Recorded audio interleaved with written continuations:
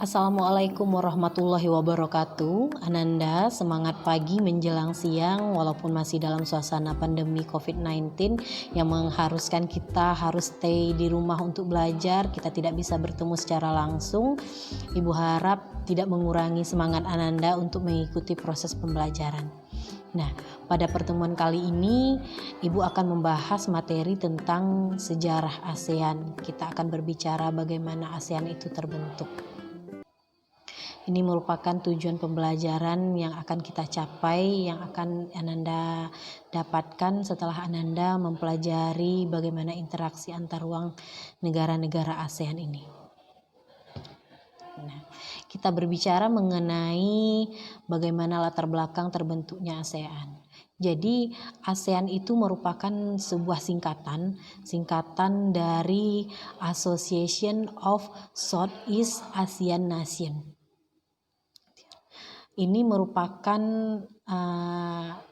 organisasi yang menaungi negara-negara yang berada di kawasan Asia Tenggara. Saat organisasi ini terbentuk atau asosiasi ini terbentuk, ada 3 latar belakang yang membuat atau yang mengakibatkan terjadinya. Yang pertama, ternyata karena adanya latar belakang sejarah yang sama serta senasib dan sepenanggungan. Yang kedua, negara-negara yang berada di kawasan Asia Tenggara itu ingin melakukan atau ingin membentuk kerjasama regional. Nah, yang selanjutnya itu dibentuk di Bangkok, itu dalam deklarasi Bangkok pada tanggal 8 Agustus 1967. Ia ditandatangani atau diwakili dibentuk oleh 5 negara pendiri ASEAN ini. Ini adalah pendiri-pendiri negara ASEAN.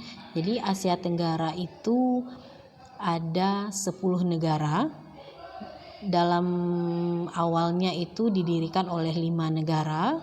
Yang pertama itu adalah pendirinya, yang pertama dari negara Thailand, Tanat Koman. Yang kedua ada Malik dari negara Indonesia. Singapura diwakili oleh S. Rajaratnam. Yang keempat Narsis Koramus dari Filipina. Yang kelima itu adalah Menteri Luar Negeri Tun Abdul Razak dari Malaysia. Tujuan ASEAN ini dibentuk itu terdapat dalam ASEAN Charter atau kita sebut juga dengan Piagam ASEAN. Itu disetujui pada tahun 2007. Ada 5 tujuan yang ingin dicapai saat pembentukan ASEAN ini. Struktur organisasi. Jadi ada beberapa tingkatan, ada 10 tingkatan struktur organisasi yang akan bekerja dalam ASEAN. Nah, ini dia. Ada 10 struktur tingkatan organisasi ASEAN. Kemudian kita bahas bagaimana atau tugas seperti apa yang harus dilaksanakan oleh Sekretariat Jenderal ASEAN ini. Yang pertama kita lihat tugasnya itu ia harus melaksanakan pekerjaan sehari-hari, bertanggung jawab atau mempertanggungjawabkannya kepada sidang para menteri luar negeri ASEAN. Yang kedua, membantu kelancaran dan perkembangan kegiatan ASEAN. Yang ketiga, meningkatkan pelaksanaan semua proyek dan kegiatan ASEAN. Yang keempat, berperan sebagai media komunikasi ASEAN terhadap semua organisasi nasional, regional maupun internasional dan lembaga lainnya. Nah, sekarang kita lihat posisi atau letak negara ASEAN secara geografis. Letak secara geografis merupakan letak suatu negara berdasarkan kenyataan yang ada di muka bumi. Ternyata Asia Tenggara itu terletak di antara 2 samudra dan 2 benua. 2 samudra di sini adalah Samudra Pasifik dan Samudra Hindia.